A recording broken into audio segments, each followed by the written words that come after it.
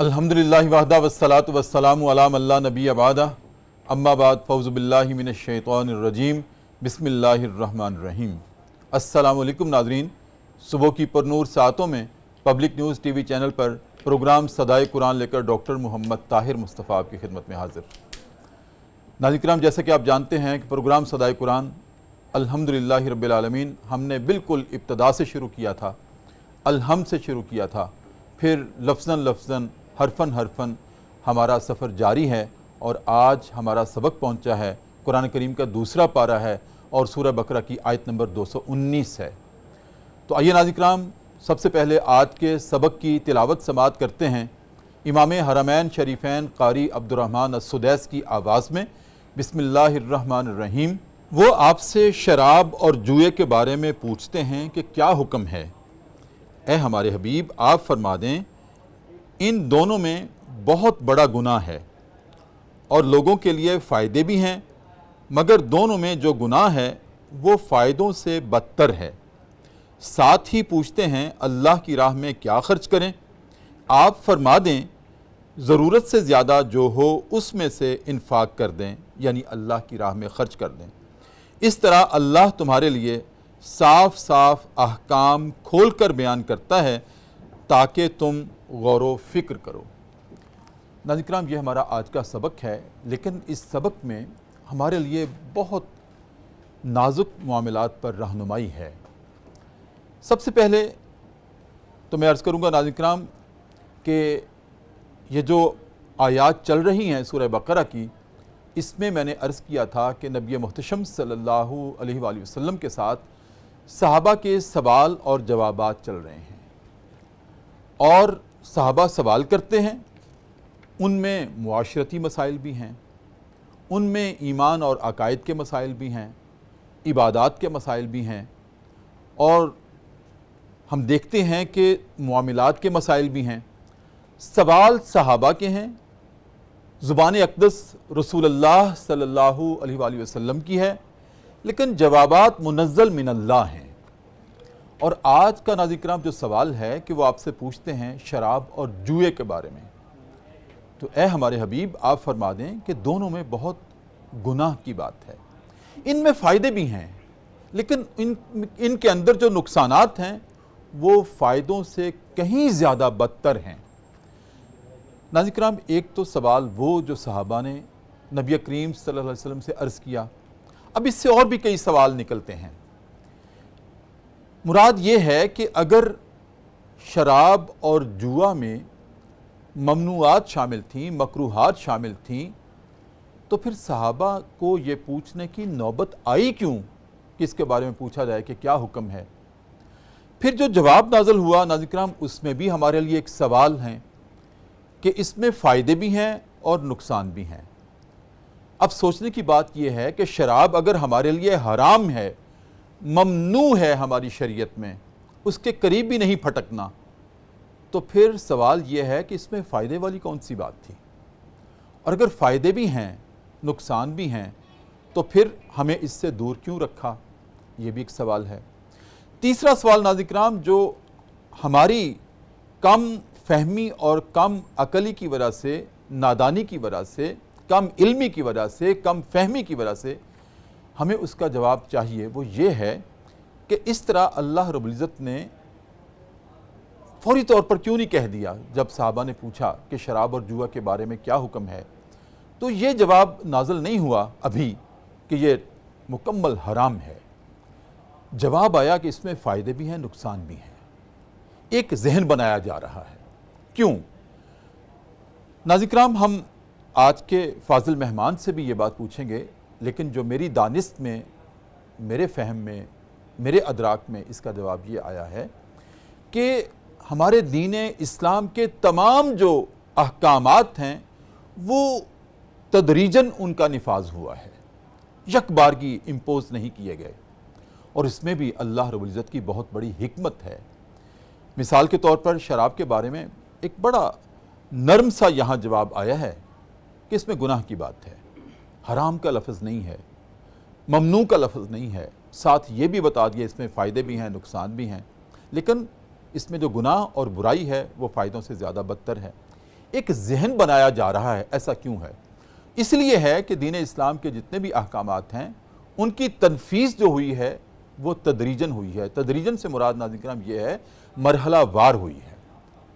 آج دیکھیے کہ کسی کو کسی ایڈکشن سے جب ہم روکتے ہیں، ایک شخص جو کہ نشہ میں لت پت ہوتا ہے، ایڈکٹ ہو چکا ہوتا ہے، تو اس کی جب ہم اصلاح کرتے ہیں تو ایسا نہیں کرتے کہ یکدم اس کا نشہ ہم روک لیتے ہیں. نہیں، اس کی ڈوز کم کرتے ہیں اور آہستہ آہستہ آہستہ آہستہ منیمائز کرتے ہیں اس کی ڈوز کو، اور ایک وقت آتا ہے کہ اس کی ڈوز مکمل طور پر ختم کر دی جاتی ہے تاکہ اس کے جسم کے اندر وہ جو بیماری ہے وہ آہستہ آہستہ، اگر ہم یکدم اس کو بند کر دیں گے وہ شخص زندہ نہیں رہے گا، مر جائے گا. ہمیں اس کو مارنا مقصود نہیں ہے، اس کی اصلاح مقصود ہے. اسی طرح اللہ رب العزت کو بھی ناظرین کرام جن برائیوں میں، جن بدعمالیوں میں دور جاہلیت میں جسد انسانیت انوالو ہو چکا تھا، اب مارنا مقصود نہیں تھا بلکہ ان کی اصلاح کرنی مقصود تھی. اس لیے دین اسلام نے اپنے تمام جتنے بھی احکامات ہیں ان کی تنفیذ مرحلہ وار کی ہے تاکہ اثر پذیری کے نتائج ہمارے سامنے آئیں. ویسے بھی ناظرین کرام ہم دیکھتے ہیں کہ بچہ جب آج پیدا ہوتا ہے تو وہ آج ہی چلنا نہیں شروع کر دیتا، تدریجاً آج ہی بولنا نہیں شروع کر دیتا. سال کے بعد ماں اور ابا کے الفاظ کہتا ہے، لیکن ماں باپ چاہتے ہیں کہ اس سے بھی پہلے اللہ کہے، محمد کہے، ہمارا مذہب کیا ہے، اسلام کہے، لیکن وہ پہلے دن نہیں کہتا، تدریجاً. تو ناظرین کرام یہ حسن ہے ہمارے دین کا، یہ فطرت ہے ہمارے دین کی. اس پہ ہم مزید بات کریں گے کہ ہمارے فکر و عمل کی تطہیر کے لیے کیا پہلو ہیں، یہ شراب اور جوا کیا چیز ہے، اس میں حرام علتیں کیا ہیں، اس پہ ہم بات کریں گے. اور بات کرنے کے لیے ناظرین کرام آج ہمارے پروگرام میں میری دائیں جانب آپ کے جانے پہچانے، آپ کے پسندیدہ مفتی آن لائن میں آج کہوں گا ان کو کہ جو ہماری رہنمائی کرتے ہیں، جناب ڈاکٹر مفتی امداد محمود فرید. ماشاءاللہ ناظرین کرام مفتی بھی ہیں، فقیہ بھی ہیں، آپ پی ایچ ڈی ڈاکٹر ہیں اور فائنینشیل میٹرز پہ آپ کی پی ایچ ڈی ہے. ماشاءاللہ خوب دلیل کے ساتھ آپ گفتگو کرتے ہیں، سند کے ساتھ گفتگو کرتے ہیں، حافظ القرآن بھی ہیں، قاری القرآن بھی ہیں، بے شمار صفات کے حامل ہیں. السلام علیکم ورحمۃ اللہ. وعلیکم السلام ورحمۃ اللہ وبرکاتہ. اور ناظرین کرام میرا اعزاز ہے کہ ماشاءاللہ اتنے ہیرے جیسے مفتی اکرام میرے شاگرد ہیں. ماشاءاللہ اللہ رب العزت نے مجھے یہ اتنا بڑا اعزاز عطا کیا ہے کہ ان جیسے مفتی صاحب جیسے ڈاکٹر صاحب جیسے ہیرے جو ہیں اللہ نے مجھے استطاعت دی کہ میرے ہاتھوں سے ان کو تراشا گیا. یہ میرا اعزاز ہے، اللہ نے مجھے بخشا ہے. اور ناظرین کرام میری بائیں جانب ایک مرتبہ پھر میری درخواست پر ماشاءاللہ ثنائے رسول میں ایک معتبر نام، ایک مستند نام، ان کی آواز خود بتاتی ہے کہ وہ آواز میں نبی کریم سے محبت کا، الفت کا، عقیدت کا، وارفتگی کا رچاؤ رکھتے ہیں، اور ان کی آواز ایسے لگتی ہے جیسے کہ بارگاہ رسالت مآب کا طواف کرتی رہتی ہے. اور اللہ نے جو اس کو سوز عطا کیا ہے، جو لہن عطا کیا ہے، ماشاءاللہ یہ ہر ایک کو نصیب نہیں ہوتا. یہ رتبہ بلند ملا جس کو مل گیا، ہر مدعی کے واسطے دار و رسن کہاں. اور یہ جو رتبہ ملا ہے نبی کریم صلی اللہ علیہ وسلم کی مدحت کا، ثنا خوانی کا. میری مراد ہے ناظرین کرام میری بائیں جانب تشریف رکھتے ہیں جناب صاحبزادہ حافظ مقصود احمد بصیر پوری ایڈوکیٹ. ماشاءاللہ پروفیشن کے اعتبار سے ایڈوکیٹ ہیں اور پیشن کے اعتبار سے محبت رسول کا ایک پرتب ہیں. السلام علیکم ورحمۃ اللہ. وعلیکم السلام ورحمۃ اللہ. ڈاکٹر صاحب کیسے ہیں آپ صاحب؟ الحمدللہ خیریت سے ہیں؟ بہت شکریہ. میں نے عرض کیا تھا کل کہ اگر آپ لاہور میں ٹھہرے ہیں تو پھر ہمارے پروگرام میں تشریف لائیں. جناب ڈاکٹر صاحب آج موضوع آپ کی پی ایچ ڈی سے متعلقہ ہے کہ اس میں حلال و حرام کی بات ہے، اور آپ نے جو پی ایچ ڈی کی ماشاءاللہ میرے ہاتھوں سے اور میرے ارد گرد رہتے ہوئے وہ بھی انہی معاملات پر ہے، اس لیے بطور خاص آج آپ کو زحمت دی. ویسے تو آپ مستقل حصہ ہیں ہمارے پروگرام کا. ڈاکٹر صاحب یہ فرمائیں، جیسے میں نے کہا نا ایک تو تھا صحابہ کا سوال، وہ بڑا جامع تھا ہم ان کی عقل، فہم، فراست کو اور بلاغت کو ہم کہاں پہنچ سکتے ہیں؟ ہمارے ذہن میں اپنے سوال آتے ہیں، ان ایک سوال دو سوالات کی تفسیر میں، تشریح میں کئی سوال ہمارے لیے بکھر جاتے ہیں۔ یہ فرمائیں کہ جب شراب اور جوئے میں علتیں تھیں تو صحابہ کو یہ سوال کرنے کی نوبت کیوں آئی؟ بسم اللہ الرحمن الرحیم، الحمدللہ رب العالمین والعاقبۃ للمتقین والصلاة والسلام علی سید الانبیاء والمرسلین نبینا محمد خاتم النبیین ورؤوف الرحیم وعلی آلہ واصحابہ وبارک وسلم تسلیما کثیرا کثیرا۔ یہ سوال جو کہ شراب کی حرمت سے متعلق صحابہ کرام نے رضوان اللہ اجمعین نے آپ صلی اللہ علیہ وسلم سے کیا ہے، اس کا بھی ایک پس منظر ہے اور ایک مرحلہ وار جیسے تدریجاً اس کو حرام کرنے کا حکم دیا گیا، ایسے واقعات بھی صحابہ کرام میں پے در پے آئے کہ جس کے بعد اس کا سوال کیا گیا۔ پہلا مرحلہ یہ تھا کہ جس وقت اس کی حرمت کو یعنی کہ شراب کو حرام کرنے کا حکم کیا گیا، قرآن مجید میں شراب کا لفظ جو استعمال ہوا ہے، جو ہم اردو میں اگر اس کو استعمال کرتے ہیں تو شراب کہتے ہیں، جو ہمارے سینس میں وہی چیز ہے جو ایک نشہ دینے والی چیز ہے، لیکن عربی میں شراب کا لفظ نشہ دینے والی چیز کو نہیں کہتے۔ عربی میں شراب کا لفظ مشروب سے ہے، یعنی پانی پینے یا کوئی چیز پینے والی چیز سے ہے، اور خمر کا جو اطلاق ہے وہ خمور سے ہے، اور خمور کا تعلق جو ہے وہ ڈھانپنے سے ہے۔ اور قرآن مجید میں خمر کا اطلاق سکر کے لفظ سے بھی آیا ہے، کہ جس میں وہ پہلی آیت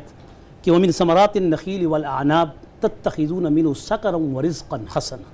سبحان اللہ، یہی وہ تدریجاً وہ احکام ہیں قرآن پاک کے جو سورہ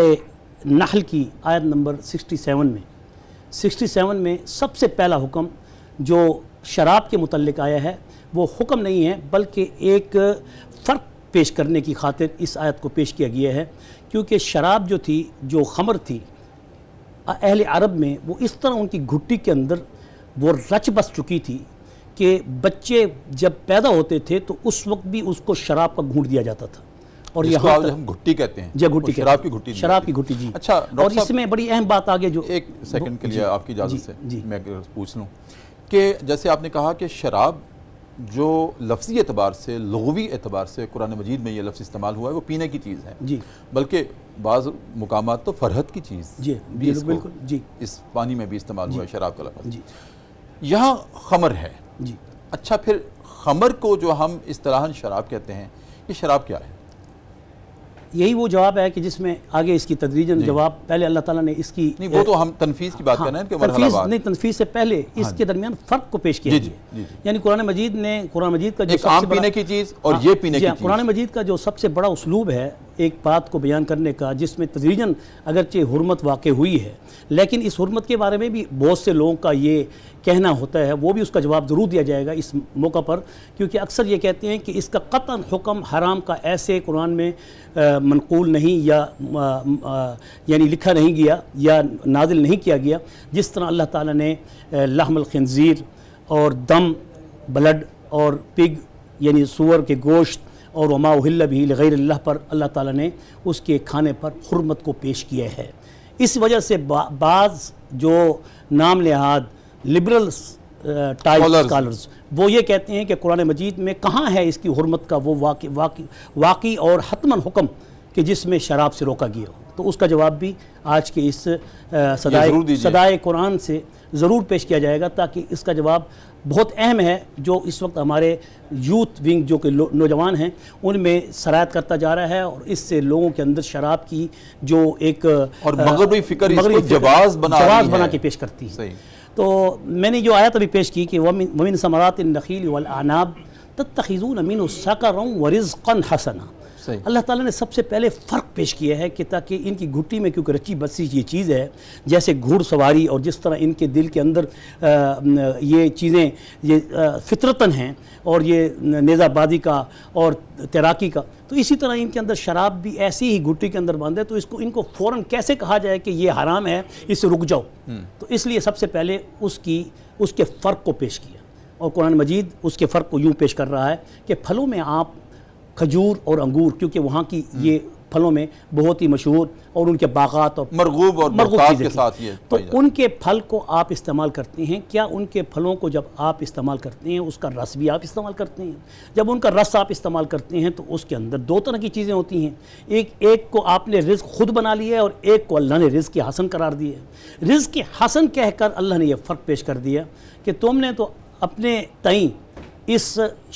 کھجور سے اور اس عنب اس ان انگوروں سے آپ نے کشید کر کے شراب بنائی جو مخمور، جو کہ خمار پیدا کرتی ہے اور عقل و فکر کو ڈھانپ دیتی ہے. اور تمہارے نزدیک وہ ایک لذت کیسے بنتی ہے؟ کیسے اس میں علت کیا ہے حرام اس کی علت ہونے یہ ہے کی؟ کہ کیونکہ انگور کا اگر جوس ہے یا کھجور کا جوس ہے وہ شراب میں کیسے تبدیل ہوتا ہے جس کی جو عرب کے ہاں جو اس کی جو طریقہ کار تھا وہ یہ تھا کہ وہ ایسے برتن میں اس کو ڈھانپتے تھے،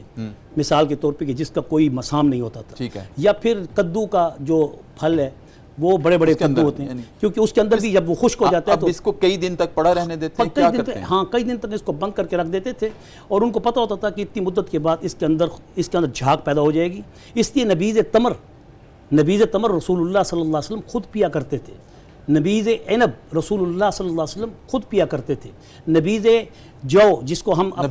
نبیذ کہتے ہیں وہ پانی کی جس کو ٹھنڈک حاصل کرنے کے لیے رات کو ان چیزوں کو پانی کے اندر بھگو کر استعمال کیا جائے. تو ان کو ڈھانپنا منع تھا کہ اس کو ایسے برتن میں مت ڈھانپا جائے کہ جس سے اس کے اندر خمار پیدا ہو جائے، اس کے اندر جھاگ پیدا ہو جائے. تو جب ہم اس کو مسام بند کر کے ڈھانپ دیتے ہیں کچھ دن تک جیسے شراب بنتی ہے یا کشید ہوتی ہے، ہمیں نہیں معلوم، جو پیتے ہوں گے ان کو پتا ہوگا. تو اس کے اندر وہ چند دن تک جب جیسے ہم ڈھانپے رکھتے ہیں اس کشید کر کے اس رس کو، اس کے اندر پھر یہ ایک پھوٹ پیدا ہو جاتی ہے. اس کے اندر پھر ایسا وہ مادہ یا اس کے اندر کیمیکل پروسیس اللہ تعالیٰ کی طرف سے پیدا ہو جاتا ہے کہ جس سے اس کے پینے سے پھر انسان کی دماغ یہ اپنے نزدیک یہ کہتے ہیں کہ اس سے ہمیں لذت سرور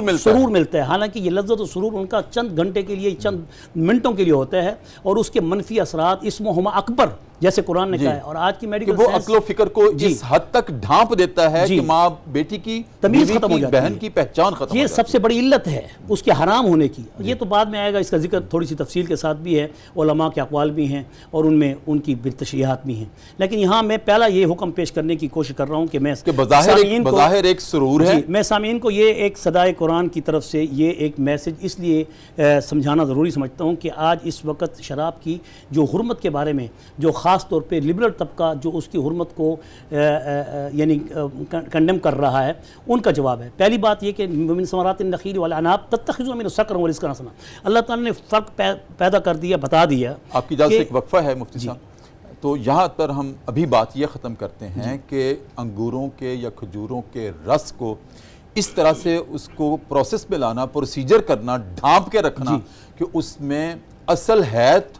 وہ ختم ہو جائے، ایک نئی حیت شروع ہو جائے اور جس میں کھٹائی ہو جائے یا کچھ ایسا اس میں ترشی ہو جائے. اور وہ ترشی جو ہے انسان جب لیتا ہے تو بظاہر اس کو خمار آتا ہے، بظاہر اس کو سرور آتا ہے، لیکن اس کا نقصان یہ ہے جس کو قرآن نے یہ کیا ہے کہ سرور ایک ظاہر فائدہ ہی ہے نا، لیکن اس فائدے سے گناہ جو ہے وہ بدتر ہے کہ اس سے خمار پیدا ہوتا ہے، ہوش و حواس گم ہو جاتے ہیں. انسان ہوش و حواس اس حد تک ہو جاتا ہے کہ منہ سے جو الفاظ نکالتا ہے اسے یہ معلوم نہیں ہوتا کہ سامنے میری بہن ہے یا بیوی ہے یا ماں ہے یا بیٹی ہے. یہی ہے نا، بالکل یہی اس کا. ہم یہاں سے آگے چلیں گے. آپ کی اجازت سے ایک وقفہ.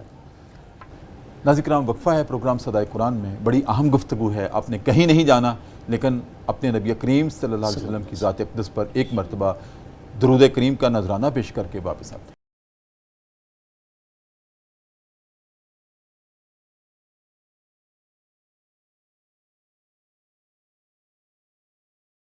وقفے کے بعد ناظرین کرام دوبارہ آپ کی خدمت میں حاضر ہیں. صبح کی پر نور سے آتے ہیں، public news T V channel ہے اور ہمارا پروگرام ہے صدائے قرآن. اور آج ہمارا سبق پہنچا ہے پوری ترتیب اور تسلسل کے ساتھ. قرآن کریم کا دوسرا پارہ ہے سورہ بقرہ کی آیت نمبر 219، جس میں اللہ رب العزت نے خمر کو اور جوئے کو ممنوع قرار دیا ہے. اس کی علتوں میں یہ بات ارشاد فرمائی ہے کہ اس میں گناہ کی بات ہے، شدید گناہ کی بات ہے. ساتھ ارشاد فرمایا کہ اس میں فائدے بھی ہیں، نقصان بھی ہیں، لیکن اس کے نقصان اس کے فائدوں سے بدتر ہیں. اور گفتگو کر رہے ہیں جناب ڈاکٹر مفتی امداد محمود فرید. جی فضیلت الدکتور، آگے کیا کہنا چاہتے ہیں؟ تو پہلا مرحلہ سر اس کی استاد محترم گرامی قدر، اس کا جو پہلا مرحلہ تھا وہ صرف اور صرف شناسائی کے لیے تھا، اور بتانا یہ تھا کہ رزق کی تقسیم جو آپ کر رہے ہیں، یہ رزق جس کو آپ نے بنا رکھا ہے، یہ رزق حسن نہیں ہے۔ سب سے پہلے ان کے دماغ میں اس بات کو بٹھایا گیا کہ یہ رزق حسن نہیں ہے، یہ وہ رزق ہے۔ رزق میں بہت سی ایسی دوائیاں بھی ہوتی ہیں جس میں انسان کھانے کے بغیر وہ زندہ نہیں رہ سکتا، تو اس کو رزق نہیں کہا جاتا، وہ بامر مجبوری ہوتی ہیں۔ کچھ ایسی کڑوی دوائیاں بھی ہوتی ہیں، کڑوی غذائیں بھی ہوتی ہیں جو کھائی جاتی ہیں۔ بہرحال اللہ تعالیٰ نے اس آیت سے یہ بات بڑی واضح طور پہ بتا دی کہ وَمِن ثمرات النخیل والعناب تتخذون منہ سکرا ورزقا حسنا، جس کو تم کشید کر کے شراب بنا رہے ہو اور مسکر بنا رہے ہو اور نشہ آور بنا رہے ہو اور نشہ والی چیز بنا رہے ہو، اس سے بہتر یہ نہیں تھا کہ تم اس کی رزق حسن بنا لیتے؟ اور رزق حسن اس کی دوسری صورت سرکے کی شکل میں ہے، بڑی خوبصورت چیز ہے جس کو رسول اللہ صلی اللہ علیہ وسلم کا فرمان مبارک کہ جس کے گھر میں سرکہ ہو اس کے گھر میں کبھی برکت کم نہیں ہوتی، رزق کی فراوانی ہی رہتی ہے۔ اور یہ سب سے بہترین اللہ تعالیٰ نے کھانوں میں بہترین شوربہ، بہترین رزق گھروں کے لیے مقرر کیے۔ یہ حدیث ہے، حدیث جس کے گھر میں سرکہ ہوگا، جس کے گھر میں سرکہ ہو اس کے گھر میں رزق کی کمی نہیں آتی، اور یہ سب سے بہترین آپ کا شوربہ اور سالن ہے رسول اللہ صلی اللہ علیہ وسلم کی حدیث جس میں سرکہ ڈالا، جس کے گھر میں سرکہ ہو یا جس کھانے میں سرکہ استعمال کیا جائے اس کے گھر میں برکت رہے گی۔ تو یہ ایک تمیری بات ساتھ ساتھ یعنی آ گئی۔ تو اصل بات یہ تھی کہ اس سے آپ سرکہ بھی بنا سکتے ہیں، نبیذ تمر بھی بنا سکتے ہیں۔ نبیذ تمر بھی جسم کو فرد دیتی ہے، دماغ کو نشاط دیتی ہے، جسم کے اندر قوت پیدا کرتی ہے، جسمانی قوت کے اندر اضافہ کرتی ہے۔ آج کی زبان میں شیک کہہ سکتے ہیں۔ ہاں شیک کہہ سکتے ہیں، کہ وہ شیک دوسری شکل ہے، یہ اس کا پانی ہے، یعنی اس خشک کھجور کا یا خشک عنب کا جس کو کشمش ہم کہتے ہیں، اس کو رات کو بھگو کے رکھا جائے اور صبح کو اس کا پانی اور اس کا وہ پھل کھا لیا جائے، اس سے جسم کے اندر نشاط پیدا ہوتی ہے، دماغ تیز ہوتا ہے، جسم میں استراحت آتی ہے، اطمینان آتا ہے، سکون آتا ہے اور فراخی آتی ہے۔ اچھا یہ تو ہو گیا یہاں اللہ تعالیٰ نے اس لیے کہا رزقا حسنا، کہ آپ اس کو سرکے میں کیوں نہیں بدل لیتے، سرکہ کیوں نہیں استعمال کرتے، ان چیزوں سے سرکہ بھی تو بنتا ہے۔ تو پھر اس لیے علماء نے اس کا جو تحقیقی لفظ ہے وہ بڑا اہم ہے، سننے کے قابل ہے، کہ جس کو بڑے بڑے اکابر، جس میں حضرت عبداللہ بن عباس رضی اللہ تعالی عنہ نے اس کو نقل کیا ہے کہ حبشی زبان میں سرکے کو سکر کہا جاتا تھا، حبشی زبان میں سرکے کو سکر کہا جاتا تھا، اور اسی سرکے کی وہ ایک تعریف ہے کہ جو انہیں رزق حسن کی شکل میں پہلے ان کے دماغوں سے اس چیز کو نکالنے کی کوشش کی کہ یہ جس کو تم سرکہ سمجھ کے پی رہے ہو یہ تمہارے لیے بہت مشکل اور آپ کے لیے تکلیف کن اور آپ کی صحت کے لیے بعد میں نقصان دہ ہے۔ اور پھر اس کے بعد اللہ تعالیٰ نے دوسرا مرحلہ اس شراب سے دوری کرنے کا، کیونکہ وہ ان کی گھٹی میں بند ہے تو فوراً ان کو اس سے نفرت نہیں دلائی، ایک فرق پیش کرنے کے بعد کہا کہ وَمِن ثمرات النخیل والعناب تتخذون منہ سکرا ورزقا حسنا ان فی ذلک لآیات لکل ان فی ذلک لآیۃ لقوم یعقلون۔ اگر تم اہل عقل ہو تو سمجھ لو کہ اس میں تمہارے لیے فائدہ کس میں ہے اور نقصان کس میں ہے۔ جب اس بات کی ان کو یعنی ایک شدھ بدھ دے دی گئی تو اب اللہ تعالیٰ نے دوسری آیت سورۃ بقرہ کی جو آج کا سبق ہے، جو صدائے قرآن کی ترتیب وار اللہ کے فضل و کرم سے آپ کی وساطت سے ہم جیسوں کو بھی مطالعے کا موقع فراہم ہو رہا ہے، اور اس میں ہم مزید لوگوں تک اپنا پیغام بھی پہنچا کر اللہ تعالیٰ سے یہی امید رکھتے ہیں کہ الہی انت مقصودی و رضائک مطلوبی، اے الہ العالمین تیری ذات مقصود ہے اور تیری رضا مطلوب ہے، میری زبان نے یہ کہہ دیا، میرے دل کی آواز بھی اس کو بنا دے، آمین۔ تو یہاں دوسری آیت جو آج کے سبق کی جو 219 نمبر آیت کہ یسألونک عن الخمر والمیسر، یہ دونوں کو اکٹھا کیوں استعمال کیا گیا؟ کیونکہ یہ دونوں چیزیں ان کی گھٹی کے اندر بند تھیں، جیسے خمر تھی ایسے ہی میسر کو میسر کیوں کہا جاتا ہے؟ میسر یسر سے ہے، اور یسر کی معنی آسانی سے کوئی چیز حاصل کی جائے، تو اس پر آگے پھر تفصیل آئے گی جو بتائیں گے۔ کہ پھر فرمایا یسألونک عن الخمر والمیسر قل فیہما اسم کبیر، اب یہاں پر واضح ہو گیا کہ یہ گناہ کبیرہ ہے۔ اب جب گناہ کبیرہ ہے تو اس پر تو سزا ہے، جو جس گناہ پر سزا ہو اس گناہ کے اوپر جس کے اوپر کوئی سزا مقرر کی جائے وہ گناہ کبیرہ ہوتا ہے۔ ٹھیک ہے، تو اب یہ گناہ کبیرہ ہے جس کو لوگ بڑا ہی لائٹ لے رہے ہیں آج کے اس دور میں۔ وہ لبرل طبقہ کے قرآن میں تو شراب کی حرمت کا واضح ذکر نہیں، وہ بھی پیش کرنے کے لیے آگے آیات آئیں گی، لیکن یہ مرحلہ وار جو دوسرا درجہ تدریجاً اس کی حرمت کے لیے تھا، یہ صرف اور صرف اس فرق کو پیش کرنے کے لیے کہ نفع و نقصان، کیونکہ انسان کی زندگی کا ایک نقطہ نظر اور اس کا ایک محور ہوتا ہے اور اس کو وہ اچیو کرتا ہے، تو اسے پتہ ہونا چاہیے کہ اس کے اندر کتنے نقصان ہیں، اور اس کے نقصان جو ہیں تمہارے اس کے نفع سے جو تھوڑی وقت کے لیے فرحت دینے والی چیز ہے اس سے بڑھ کر ہیں۔ یہ دوسرا مرحلہ تھا جس وقت ان کو یہ بات بتا دی گئی کہ اس کے گناہ، اس کے نقصان بہت زیادہ ہیں۔ سر ولیم ایک بہت بڑے پادری، یعنی عیسائی یعنی مذہب کے وہ بہت بڑے ہندوستان کے اندر ان کے پادری گزرے ہیں، جی ہاں، انہوں نے اپنی ایک کتاب لکھی ہے لائف آف محمد صلی اللہ علیہ وسلم، لیکن اس بدبخت نے لائف آف محمد کے اندر ہرزہ سرائی کی ہے۔ ہرزہ سرائی کرنے کے باوجود اس شخص نے شراب پر جب اس کی بحث آئی تو اس نے اس بات کا اقرار کیا کہ مسلمانوں کے مذہب اسلام ہی نے اس بات کو سمجھا ہے کہ شراب جیسی جو نقصان دہ چیز، جو کسی مذہب نے آج تک اس کو نہیں سمجھا، اس مذہب اسلام نے، اس کے نبی نے، یہ نبی اقدس محبوب کریم محمد الرسول اللہ صلی اللہ علیہ وسلم کی ذات اقدس نے اس بری چیز کا ادراک دے کر امت کو ایک بہت بڑے نقصان سے بچا لیے ہے، اور اس بات پر اس نے اتفاق کیا ہے کہ مذہب اسلام کی اس برائی کو جس طریقے سے مذہب اسلام نے کنڈم کی ہے، کسی اور مذہب نے اس کو کنڈم نہیں کیا۔ شراب کو یہ جو نشہ پیدا کرتی ہے، خمار پیدا کرتی ہے، اور خمار جو ہوتا ہے عقل و فکر کو ڈھانپ لیتا ہے، ٹھیک ہے نا، جی، یہ ام الخبائث اس کو کہا گیا۔ جی ہاں، نبی کریم صلی اللہ علیہ وسلم کی حدیث مبارک ہے یہ ام الخبائث ہے، کیونکہ تمام جتنے بھی برائیاں ہیں اس کی یہ اس کی ماں ہے۔ اس کا مطلب یہ ہے نبی کریم کے اس فرمان سے یہ بات بھی نکلتی ہے کہ اور بھی نشہ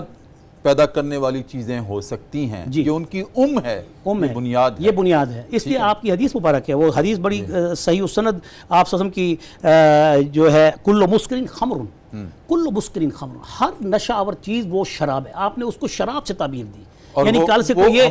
سے ممنوع ہے، حرام ہے، دیکھیں اور نقصان دہ۔ حدیث کے الفاظ سنیں نا، مکمل حدیث کیا ہے؟ کل مسکرین خمر، کہ ہر نشاور چیز جو ہے وہ شراب ہے، وکل مسکرین حرام، اور ہر نشاور چیز چاہے وہ سیال ہے چاہے جامد ہے، چاہے ہیرون کی شکل میں ہے، افیون کی شکل میں ہے، چرس کی شکل میں ہے، کوئی بھی بلا ہے جس میں نشہ آئے اور انسان کی عقل معوف ہو جائے، اس کو حق اور باطل کی پہچان نہ رہے، ہذیان بکے اور حلال و حرام کی تمیز اڑ جائے، تو اس وقت اس کو حرام کا ومن شرب الخمر فی الدنیا، اور حضور کا یہ ارشاد ہے جو شخص اس خمر کو، اس نشے آور چیز کو، یعنی خمر سے مسکر چیز مراد لی گئی، یعنی صرف شراب نہیں بلکہ اس شراب سے کوئی بھی مسکر چیز اگر کوئی شخص اس کو دنیا میں پیے گا، فمات وہو یدمنھا، اور وہ اس پہ قائم رہا آخر تک، اور اس کو پی کر وہ علی الاعلان یہ اقرار کرتا رہا اور توبہ کی اس کو توفیق نہیں ملی، لم یتب، اس نے نہ دل سے توبہ کی نہ کسی کے سامنے ظاہراً توبہ کی، لم یشربھا فی الآخرہ، پھر اللہ نے فرمایا کہ شراباً طہورا، جو روز قیامت جو ایسی ہوگی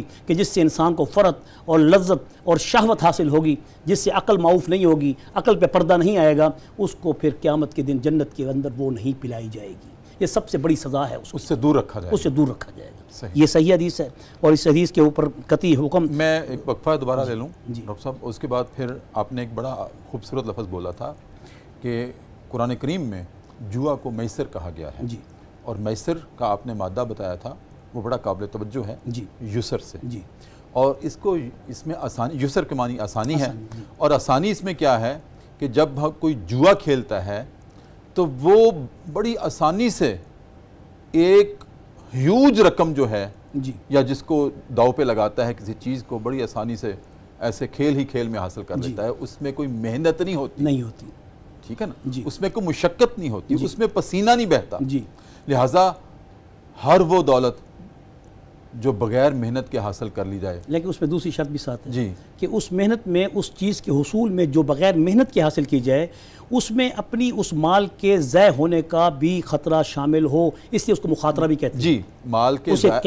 کے ضائع ہونے کا بھی خطرہ ہو، اور کسی کا استحصال بھی ہو رہا ہو، استحصال بھی ہو رہا ہو، یہ سبحان اللہ، یہ اصل یہ اس کے قمار کی، یہ اس کی علتیں ہیں، یہ اس کی علتیں حرام ہونے کی۔ تو جوا میں بھی ایسا ہی ہوتا ہے، جوا میں بھی ایسے ہوتا ہے۔ ہم وقفے کے بعد اس پہ بات کرتے ہیں۔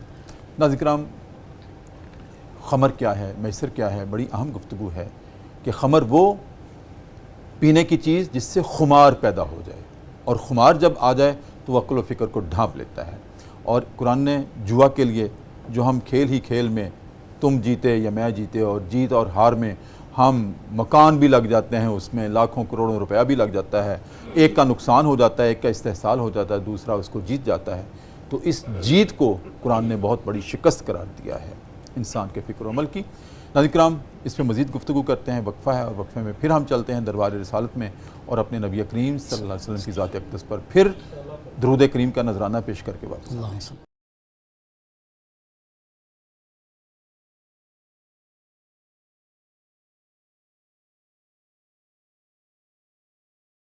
وقفے کے بعد ناظرین کرام دوبارہ آپ کی خدمت میں حاضر ہیں. صبح کی پرنور ساتیں ہیں، public news T V channel ہے، ہمارا پروگرام ہے صدائے قرآن، اور آج الحمدللہ رب العالمین ہمارا سبق پہنچا ہے سورہ بقرہ کی آیت نمبر 219 تک. مفتی صاحب، آج کے سبق میں خمر پہ بات ہو گئی، اس کی علتوں پہ بات ہوگی، جس کی وجہ سے اللہ نے بتایا کہ یہ اس کا نقصان فائدوں سے بدتر ہے، جی، کیونکہ یہ انسان کے ہوش و حواس پر ایک اس کو ڈھانپ لیتی ہے، جی اس کا نشہ جو ہے، جی اور پھر انسان کو امتیاز نہیں رہتا. جی اچھا، اب میسر اس میں بھی کہا ہے کہ فائدہ بھی ہے نقصان بھی ہے. جی فائدہ جو بظاہر نظر آتا ہے یہ ہے کہ یکدم انسان جیت ہی جیت میں کسی کا استحصال ہو جاتا ہے، کوئی مر جاتا ہے اور اس کی مال و دولت پہ انسان قبضہ کر لیتا ہے. یہی فائدہ ہے نا جو بظاہر ہمیں چکا چوند نظر آتی ہے جوئے میں. اور اس کا نقصان کیا ہے؟ جو آیت کریمہ ہے کہ وَإِسْمُهُمَا أَكْبَرُ مِن نَفْعِهِمَا، کہ اس کا جو نقصان ہے اس کے نفع سے بڑھ کر کے ہے، لفظی معنی اس کا بڑھ کر ہے. تو اس میں علماء کرام نے اور فقہا نے اس بات کو بھی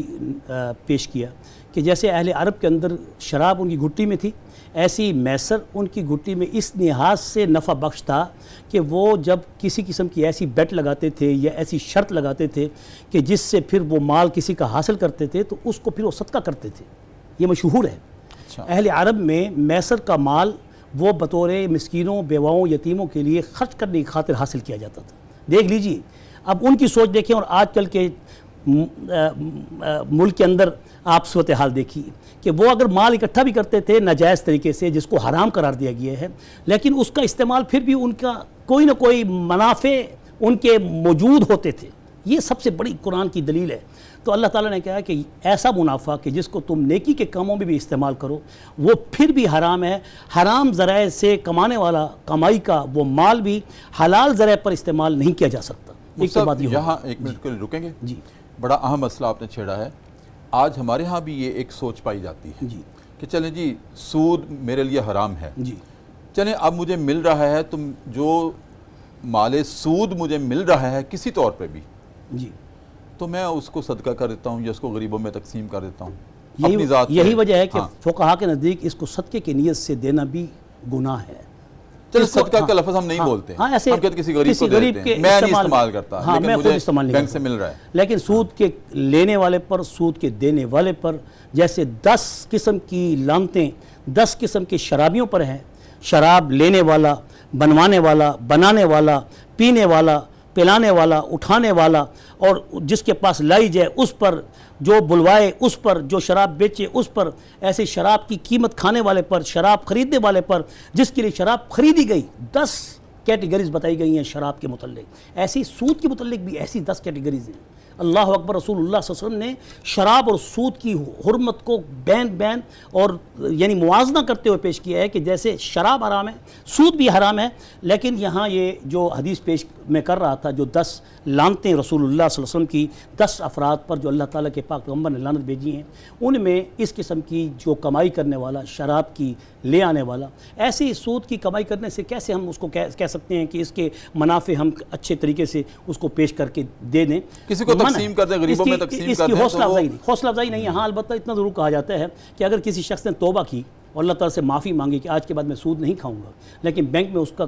ہزاروں کا، لاکھوں کا وہ سود پڑا ہوا ہے، اگر وہ چھوڑتا ہے تو وہ سودی بینک کو تقویت ہے. اس لیے علماء کہتے ہیں اس بینک میں سود کو مت چھوڑے. اس سود کی رقم کو لے کے کسی غریب، بیوہ، یتیم اور کسی رفاع عامہ، حتیٰ کہ مساجد کی جو لیٹرینز ہیں اس پر بغیر بتائے بغیر اگر اس کو استعمال کر دیا جائے تو اس کی صرف اجازت ہے اس صورت میں جیسے گندگی اٹھا کے پھینکی جاتی ہے.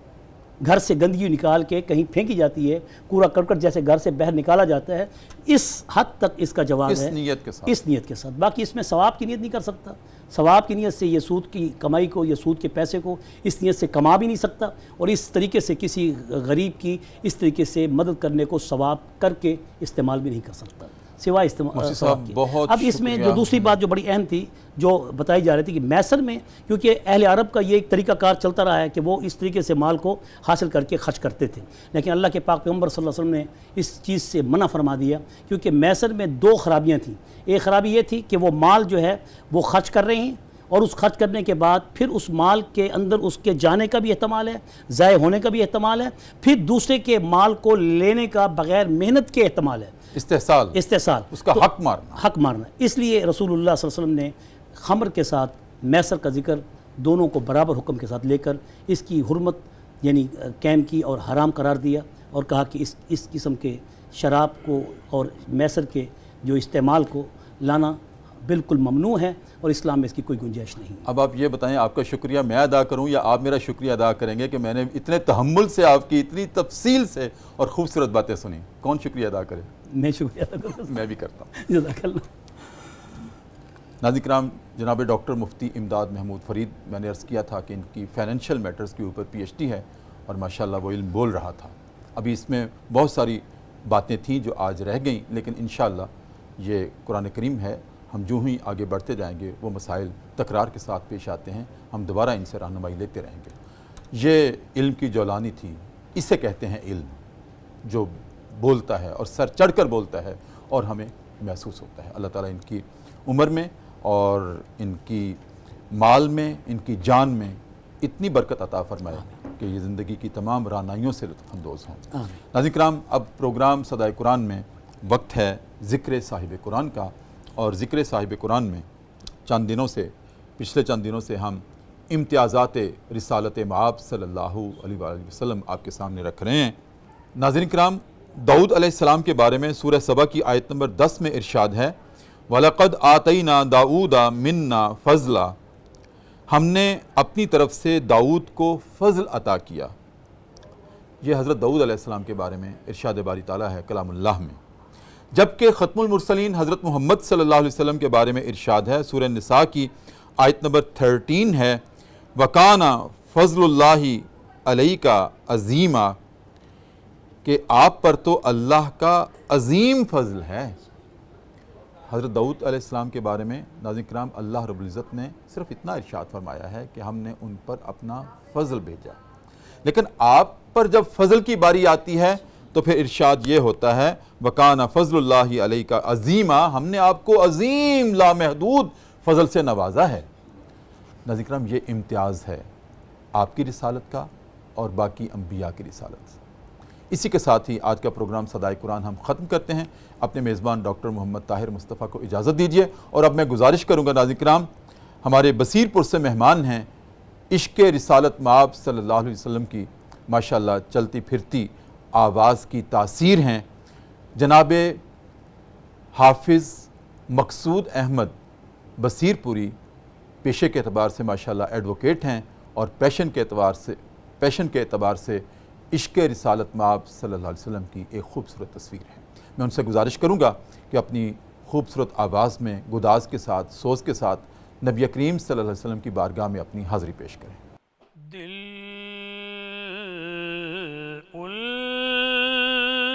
الفت سرکار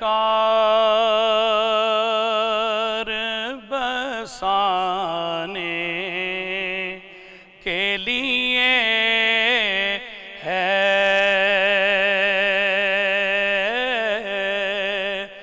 دل الفت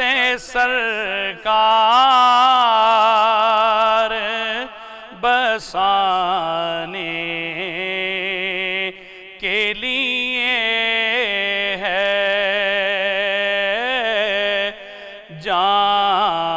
آپ کی حرمت پہ لوٹانے کے لیے ہے،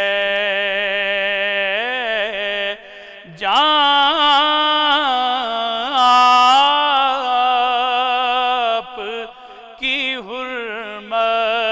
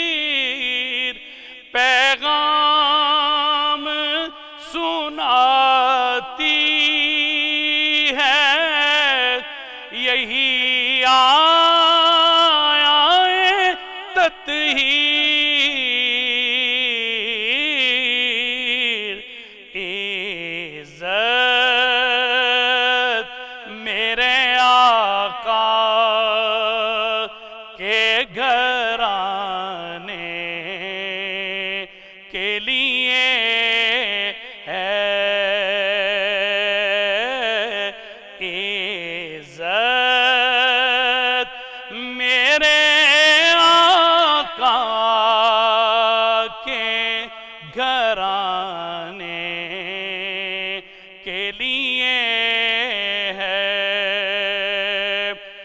ہم امتی ان کے ہیں تو کیسے رہیں محروم جب ان کا کرم سارے زمانے کے لیے